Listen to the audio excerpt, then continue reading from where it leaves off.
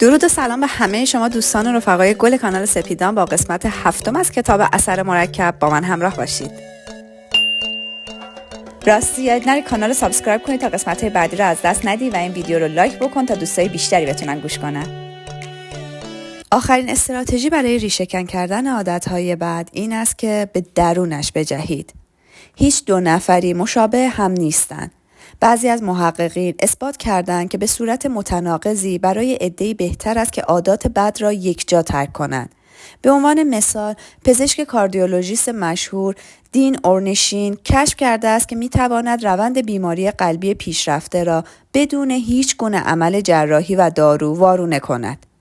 او کشف کرده است که بسیار راحت‌تر است تا با همه عادت‌های بد یکجا خداحافظی کرد. او گروهی را به برنامه تمرینی دعوت کرد که در آن یک وعده غذایی با چربی بسیار بالا را با وعده غذایی کم چرب و کلسترول پایین جایگزین کرده بود. این برنامه شامل تمرین پیاده روی و دویدن زیر نظر خودش نیز بود. همچنین روش‌های کاهش استرس و سایر تکنیک‌های ترک عادات مضر برای قلب آموزش داده می‌شد. جالب اینجاست که ظرف کمتر از 1 ماه این بیماران یاد گرفتن عادات بد قبلیشان را یکجا کنار گذاشته و عادتهای جدیدی را جایگزین کنند. 1 سال پس از شروع این تمرین به صورت قابل توجهی از سلامتی و بهبود بیماری قلبیشان برخوردار شدند. من این را موردی استثنایی می‌دانم، نه قانون. ممکن است این استراتژی برای شما هم موثرتر باشد. در کودکی به همراه خانواده‌ام برای پیکنیک به کمپی در نزدیکی دریاچه رولینز می رفتیم. این دریاچه فاصله چندانی تا سیرا در شمال کالیفرنیا نداشت و آب آن از یخ‌های کوهستان تاهویی تامین می شد. آب این دریاچه بی نهایت سرد بود. هر بار به آنجا می رفتیم پدرم اصرار می کرد در آب اسکی کنم. همیشه از بابت این درخواست او عصبی می شدم. اسکی روی آب را خیلی دوست داشتم، اما از اینکه داخل آب بیفتم متنفر بودم. پدرم همیشه مطمئن می شد که نوبتم را از دست ندهم و گاهی اوقات من را به داخل آب هل می داد.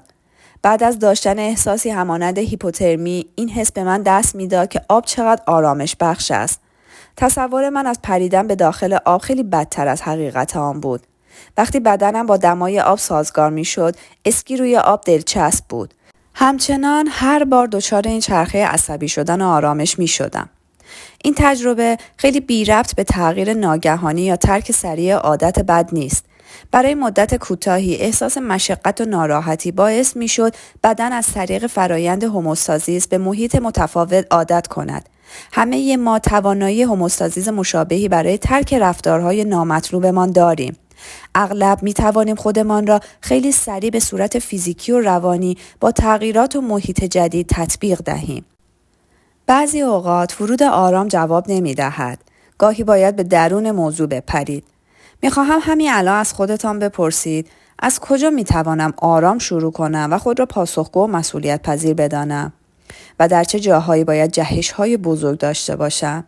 چه مواقعی برای فرار از درد و ناراحتی با اطمینان از اینکه در صورت ورود به موضوع هرگز نمیتوانم خود را وقف دهم برخورد کردم؟ برادر یکی از همکاران قدیمیم به شدت به نوشیدن نوشابه، خوردن تنقلات و کشیدن سیگار عادت داشت. او همراه ناهار، شام، بعد از شام این عادت را تکرار میکرد. روزی به جشن عروسی یکی از همدانشگاهی‌هایش دعوت شده بود که برادر دوستش را دید. او از هر دوی آنها 10 سال بزرگتر بود، اما 10 سال جوانتر به نظر می رسید. او آن مرد را در حالی که می خندید به شدت خوشحال و شادمان بود دید. نشاطی را در او دید که سالها تجربه نکرده بود. همانجا با خود عهد کرد حتی 1 قطره نوشابه ننوشد و سیگار نکشد. الان 6 سال است که بر سر عهد خود باقی مانده است. وقتی قرار است عادت بدی را در خانه تغییر دهید، این استراتژی کمی سخت‌تر می شود. در زندگی حرفه‌ای متوجه شدم که قدم بزرگ و یکجا موثرتر است. چه در مورد تعهد به کسب و کار جدید یا بستن قرارداد با مشتری‌های جدید، همکاران یا سرمایه‌گذاران. به آرامی تغییر دادن خیلی مؤثر نیست. هر بار به دریاچه رولیز فکر می‌کنم به یاد می‌آورم که ممکن است در شروع سخت باشد، ولی بعد از مدت کوتاهی بسیار هیجان انگیز می‌شود و ارزش ناراحتی مقطعی کوتاه مدت را خواهد داشت.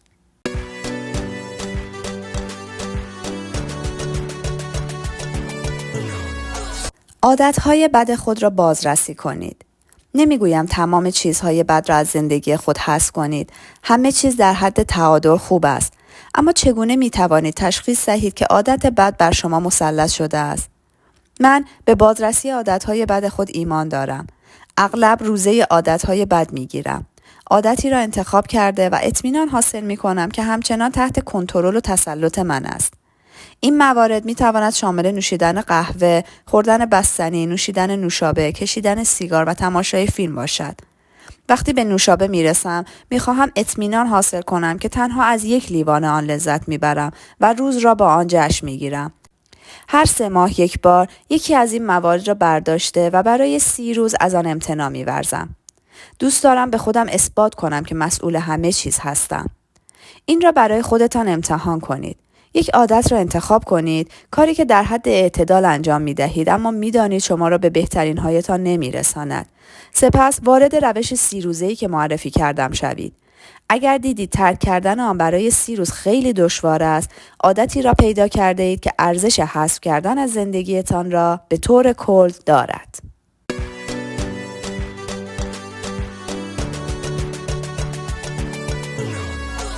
حال که کمک کردیم عادتهای بدی که شما را به مسیر نادرست می‌کشاند حذف کنید، نیاز داریم تصمیم‌های جدید، رفتارها و در نهایت عادتهایی که شما را به بزرگترین اهدافتان می‌رسانند ایجاد کنیم. حذف عادت بد به معنای پاک کردن آن از رویه زندگیتان است. ایجاد عادت جدید با بهره‌وری بالا به مهارت‌های متفاوتی نیاز دارد. حال قرار است نهالی بکارید. باید به آن آب دهید تا بارور شود. اطمینان حاصل کنید که ریشه هایش درست رشد می کنند.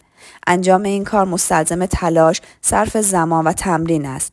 اینجا شما را با تکنیک های مورد علاقه برای ایجاد عادت خوب آشنا می کنم.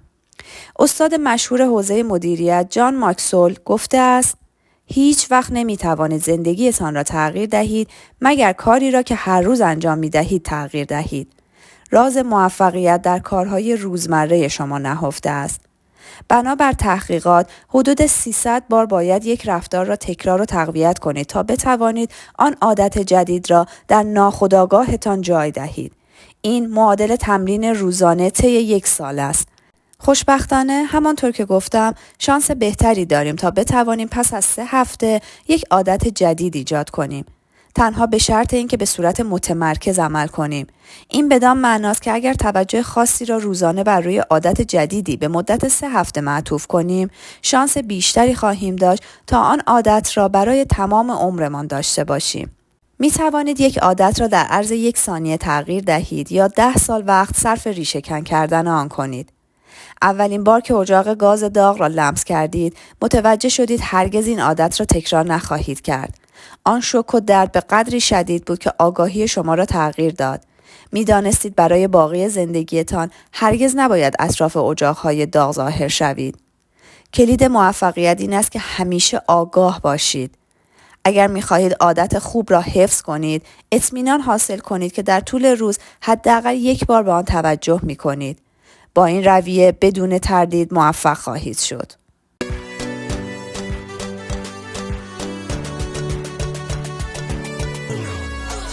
خودتان را برای موفقیت آماده کنید. هر عادت جدیدی باید با شیوه زندگیتان همخوانی داشته باشد. اگر عضو باشگاه ورزشی شده اید که با محل زندگیتان 30 مایل فاصله دارد، هرگز مداوم به آنجا نخواهید رفت. اگر همیشه شبها بیدار هستید و باشگاه ورزشی ساعت 18 تعطیل می شود، این برای شما مفید نخواهد بود. باشگاه ورزشی شما باید نزدیک، در دسترس و متناسب با برنامه روزانه شما باشد. اگر می‌خواهید وزن کم کنید و غذاهای سالم بخورید، مطمئن شوید یخچال و قفسه هایتان از انتخاب‌های سالم پر شده‌اند. می‌خواهید اطمینان حاصل کنید وقتی گرسنه‌تان شد، سراغ دستگاه‌های سریع خرید همبرگر نمی‌روید.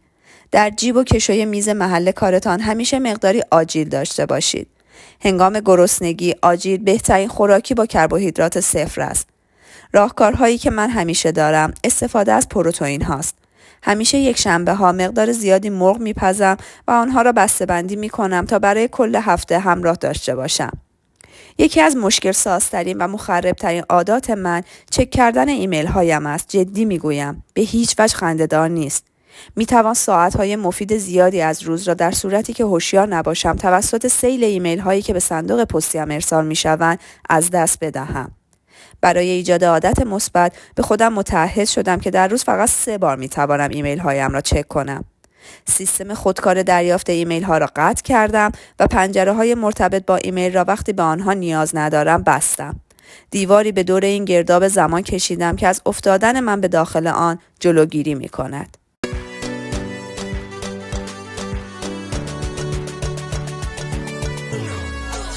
به اضافه کردن فکر کنید، نه کم کردن. مانتل ویلیامز طی مصاحبه با نشریه موفقیت درباره رژیم غذایی سختی که به خاطر بیماری تصلب شرايین گرفته بود توضیحاتی ارائه داد. مانتل روشی را در پیش گرفته بود که روش اضافه کردن نام دارد. فکر می‌کنم می‌تواند ابزاری بسیار مؤثر برای هر شخص هدفمند باشد. او برایم توضیح داد که خوراکی‌های زیادی وجود ندارند که تلاش کنید از رژیم غذاییتان حذف کنید. خوراکی‌هایی که به آن اضافه می‌کنید مهم هستند. این موضوع معیاری بزرگ در زندگی من ایجاد کرد. او به جای آنکه فکر کند باید خودش را از چه چیزهایی محروم کند یا چه چیزهایی را از برنامه غذایی‌اش حذف کند، به عنوان مثال دیگر نمیتوانم همبرگر، شکلات یا لبنیات بخورم، به این فکر کرد که به جای آنها چه میتواند بخورد. به عنوان نمونه امروز میخواهم سالاد سبزیجات بخارپز و انجیر تازه بخورم. او تمرکز و شکمش را با آنچه میتوانست بخورد پر میکرد. برای همین هیچ وقت دچار توجه بیش از حد و تمایل شدید برای خوردن چیزهایی که نمیتوانست بخورد نمیشد. به جای متمرکز شدن بر روی خوردنی‌هایی که باید از آنها امتناع می‌کرد، بر روی خوردنی‌های اضافه‌ای که میتوانست بخورد تمرکز می‌کرد. نتیجه بسیار عالی بود. یکی از دوستانم قصد داشت عادت تماشای بیش از حد تلویزیون را ترک کند. برای کمک به او پرسیدم: اگر روزانه 3 ساعت وقت آزاد بیشتر داشتی چه می کردی؟ او گفت: با فرزندانم بیشتر بازی می کردم. به او گفتم: سرگرمی که همیشه به دنبال انجام آن بوده ای چیست؟ انتخاب او عکاسی بود. او به همراه یک متخصص برای خرید تجهیزات عکاسی و تدوین اقدام کرد. حال می توانست از فرزندانش عکس‌های عالی بگیرد. او شبها بیشتر وقتش را صرف تدوین عکس‌ها و درست کردن آلبوم‌ها می‌کرد تا بتواند در کنار خانواده‌اش از دیدن آنها لذت ببرد. این منجر به نشاط او و خانواده‌اش شد و از اینکه چقدر می‌توانند به همراه هم خوش بگذرانند خوشحال بود. چون بر روی عکاسی و فرزندانش متمرکز شده بود، دیگر زمانی برای تماشای تلویزیون نداشت. او احساس می‌کرد به کلی علاقه‌اش را به تماشای تلویزیون از دست داده است. عادت‌های جایگزین باعث می‌شد به راحتی بتواند از فشار ذهنی ناشی از کار فرار کند. با جایگزین کردن عادت جدید عکاسی و بازی با فرزندانش، تمایل شدید درونیش را کشف کرد که نتایج بزرگ و ارزشمندتری به دنبال داشت. شما می توانید چه چیزی به زندگیتان اضافه کنید تا بتوانید تجارب زندگیتان را غنی‌تر سازید؟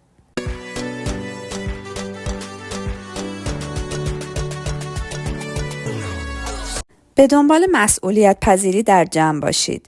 یک مقام دولتی را که در مقابل مردم برای انجام کارهایش سوگند می‌خورد تصور کنید.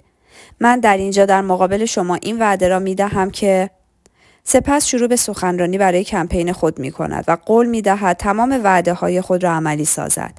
وقتی این کار را می‌کند دیگر می‌داند که بابت هر عملی که انجام می‌دهد مسئول است و باید بر روی قول‌هایش بایستد و از هیچ تلاشی برای رسیدن به وعده و اهدافش دریغ نکند. آیا می‌خواهید عادت جدیدی ایجاد کنید؟ از برادر بزرگتر یا دوستتان بخواهید شاهد شما باشد. اکنون دیگر با شبکه‌های اجتماعی حاضر این کار خیلی آسان شده است. من در مورد خانومی شنیدم که تصمیم گرفت کنترل تمام مسائل مالیش را به دست بگیرد. او هر روز پولی را که خرج می‌کرد در وبلاگش می‌نوشت. دوستان و بسیاری از همکارانش عادت‌های خرج کردن او را دنبال می‌کردند. به خاطر وجود چندین نگاه که او را زیر نظر داشتند، در امور مالیش بسیار مسئولیت پذیرتر و منظمتر شد. یک بار به یکی از همکاران سابقم کمک کردم سیگار کشیدن را ترک کند. برای این کار به همه گفتم: گوش کنید، زلدا تصمیم گرفته سیگار را ترک کند. به نظرتان عالی نیست؟ همانجا بود که او آخرین نخ سیگار را کشید. یک تقویم خیلی بزرگ بیرون اتاقش نصب کرد. هر روز که زلدا سیگار نمی‌کشید، یک ضربدر بزرگ قرمز بر روی تقویم می‌زد. کم کم توجه همکاران جلب شد و شروع به تشویق او کردند. معجزه این ضربدرهای قرمز خیلی زود در زندگیش شکوفا شد. توانست کنترل زندگیش را به دست بگیرد. زلدا دوست نداشت هرگز خودش، آن تقویم، همکاران و خانواده‌اش را ناامید کند، ولی توانست سیگار را ناامید کند. به خانواده و دوستانتان بگویید و در وبلاگ خود اعلام کنید. آن وقت احساس مسئولیتتان بیشتر می شود.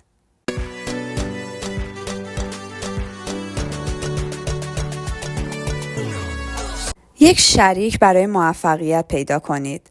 چند نکته در خصوص دو فردی که بازو به بازو برای رسیدن به یک هدف تلاش می‌کنند وجود دارد. برای بالا بردن شانس موفقیتتان همراه پیدا کنید. کسی که شما را بابت ایجاد عادت‌های جدیدتان متعهد نگه دارد و شما هم همین لطف را در مقابل برایش انجام دهید. به عنوان مثال، من کسی را دارم که به او همکار رسیدن به موفقیت می‌گویم. هر جمعه رأس ساعت 11 صبح یک تماس نیم ساعته داریم که طی آن در خصوص موفقیت‌ها، شکست‌ها، پیروزی‌ها و کارهای مهممان حرف می‌زنیم. از یکدیگر بازخورد می‌گیریم و دیگری را تشویق به مسئولیت پذیری می‌کنیم. می‌توانید چنین شخصی را برای ورزش، قدم زدن، صحبت در مورد کتاب‌های توسعه شخصی، دویدن یا هر کار دیگری پیدا کنید. رقابت و رفاقت. هیچ چیز بهتر از داشتن مسابقه دوستانه که در آن بتوانید حس رقابتتان را تحریک کنید و با جرقه‌ای عادت جدیدی به دست آورید نمیتواند مؤثر باشد. دکتر مهمت آز در مصاحبه‌ای به من گفت اگر مردم در روز فقط 1000 قدم بیشتر پیاده روی می‌کردند، می‌توانستند زندگیشان را تغییر دهند. ویدیو پلاس، شرکت مادر نشریه موفقیت، مسابقه راه رفتن برگزار کرد که در آن از قدم سنج متصل به کفش استفاده می‌شد تا قدم‌ها را بشمارد. کارمندان به تیم‌های مختلف تقسیم شدند و بر سر اینکه کدام تیم بیشتر از همه پیاده روی می‌کرد، مسابقه برگزار شد. برایم جالب بود اشخاصی که برای سلامتی خود ورزش نمی‌کردند، ناگهان شروع به پیاده روی از 4 تا 5 و حتی 6 مایل در روز کردند. آنها زمان ناهار در پارکینگ قدم می‌زدند. اگر می‌دانستند قرار است کنفرانس تلفنی داشته باشند، بیرون می‌رفتند و در حال راه رفتن این کار را انجام می‌دادند. همه به خاطر مسابقه به دنبال راه‌های مختلف برای افزایش فعالیت خود بودند. قدم‌های همه شمرده می‌شد و کل شرکت می‌توانستند ببینند چه کسی از همه تنبل‌تر و چه کسی فعال‌تر است. تعداد این قدم‌ها هر روز بیشتر و بیشتر می‌شد. در روزهای پایانی مشاهده کردم که میزان قدم‌ها به شدت رو به کاهش گذاشت و 60% بعد از پایان مسابقه کاهش یافت. وقتی مسابقه دوباره ترتیب داده شد، بار دیگر بر تعداد قدم‌ها افزوده شد. تمام چیزی که موتورهای مردم را روشن نگه می‌داشت، کمی حس رقابت بود.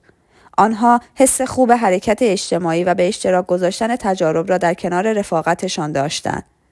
می توانید چه نوع مسابقات دوستانه با دوستان، همکاران یا همتیمی‌های خود ترتیب دهید؟ چگونه می توانید نشاط و حس رقابت را به عادت‌های جدیدتان تزریق کنید؟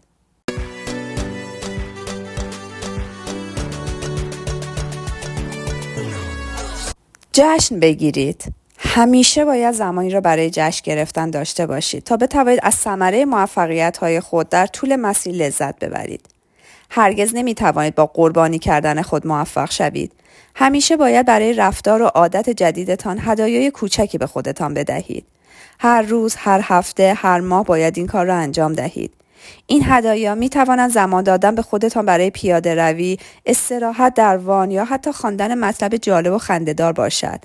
برای اهداف بزرگتر، یک جلسه ماساژ یا خوردن شام در رستوران مورد علاقه تان را در نظر بگیرید. همیشه برای رسیدن به اهداف بزرگ به خود وعده پاداش‌های بزرگ بدهید. تنها یک چیز است که در 99% موفق‌ها و شکست خورده‌ها مشترک است. همه آنها از انجام کارهای تکراری متنفر هستند. تفاوت در این است که افراد موفق به هر حال این کار را انجام می‌دهند.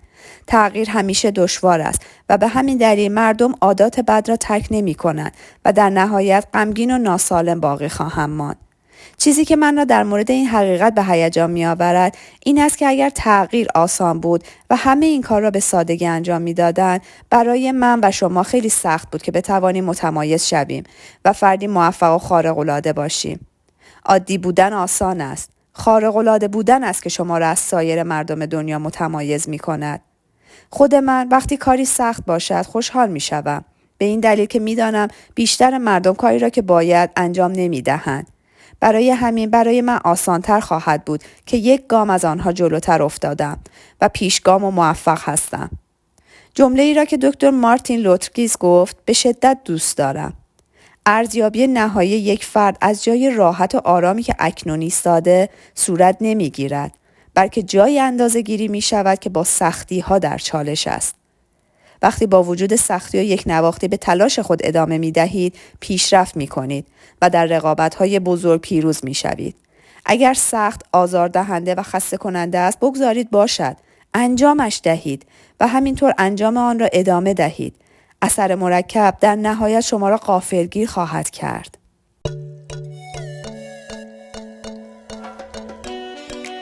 ممنون که تا پایان این بخش هم کنار من بودید. امیدوارم لذت برده باشید و برای دوستان و عزیزان کتابخونه خودتون هم بفرستید. تا قسمت بعدی همه شما عزیزان رو به خدای مهربان میسپارم. خدا یار و نگهدارتون.